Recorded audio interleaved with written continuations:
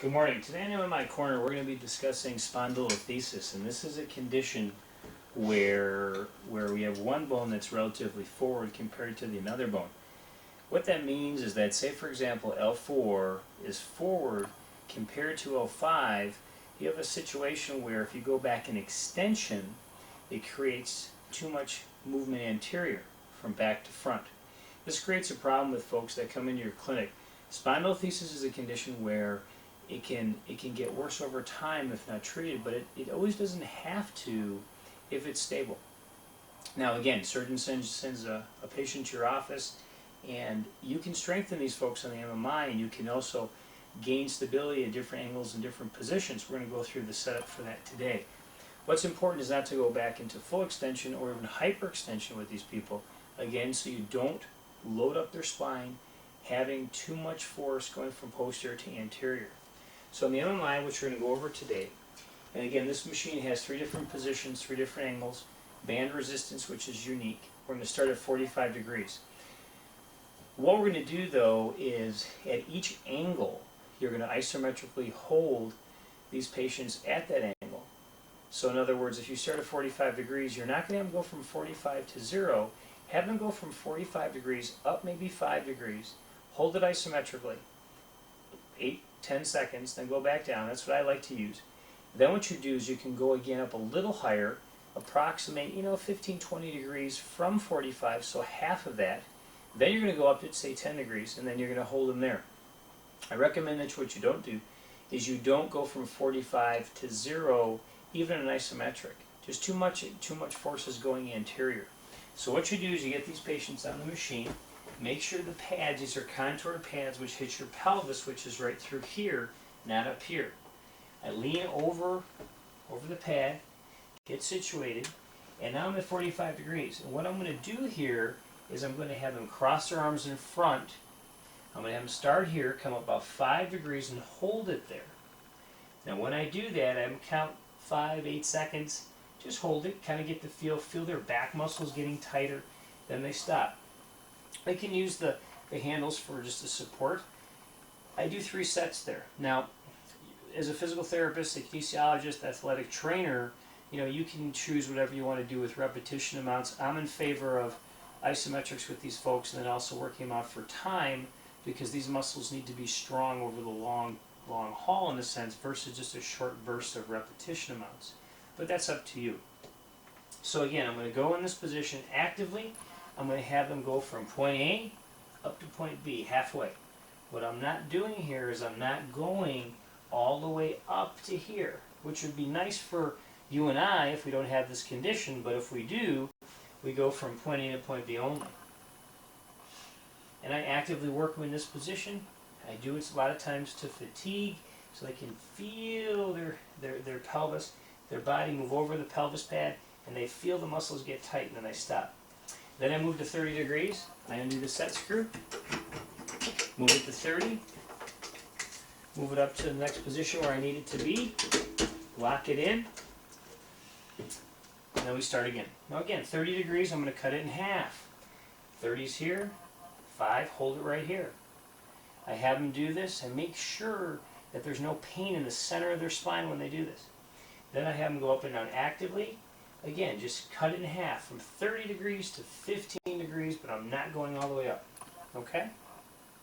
Then I go to 15 and I repeat the same process, which we'll go through on a different angle, and there's a reason why. The bands, I put 20 pounds of force in the bands, which is 20, which is the purple band. Magenta is going to be 40, and then the orange band is going to be 50. With this patient population, I always start with 20 pounds of force.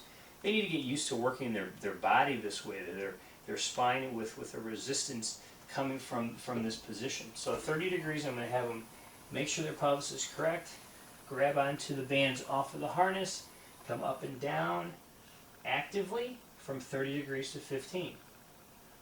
And they can feel this pretty nicely too, but I'm not having to go all the way up. So again, I'm getting that back strengthening contraction here, but only in the mid-range.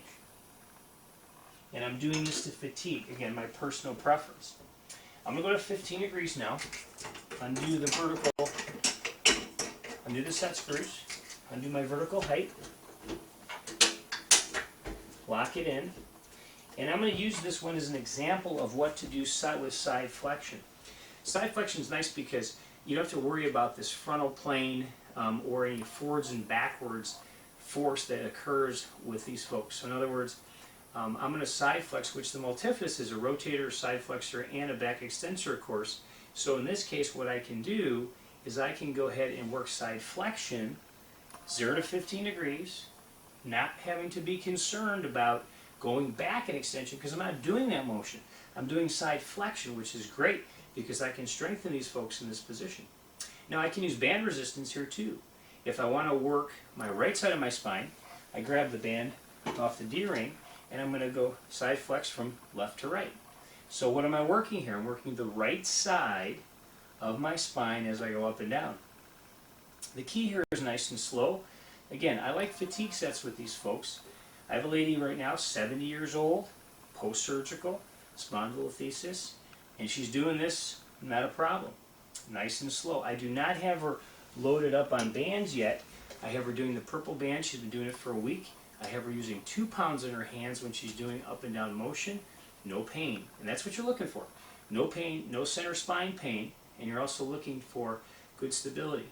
What's good about this too is even with this patient condition, you can work diagonal patterns. The MMI will give you the ability to stabilize someone's pelvis but still work in a functional diagonal plane, which means we're going to do this. So I'm going to lock myself in at 15 degrees. I'm going to grab the left D-ring. I'm going to pull from left to right halfway. So I'm still working left to right, strengthening of my multifidus and my lower back on the right. What I'm not doing here is I'm not coming all the way up like that. That's a no. This is the yes range to work. This is the no range to work. So we go A to B, just like that. Nice and smooth. And as I go through the motion, I can feel that working on my right side of my spine. Now, can I go lower 30 and 45 and do diagonal? Sure I can. It's actually, I think, better with this patient population to do 30 or even 15 or 45. But that's up to you. I would start them at 15 and get them used to the machine, get them used to a couple days of not having any type of pain or muscle pain, because what you're going to find on the machine is that the MMI will really isolate that lower back quadrant, from L1 all the way to their sacrum.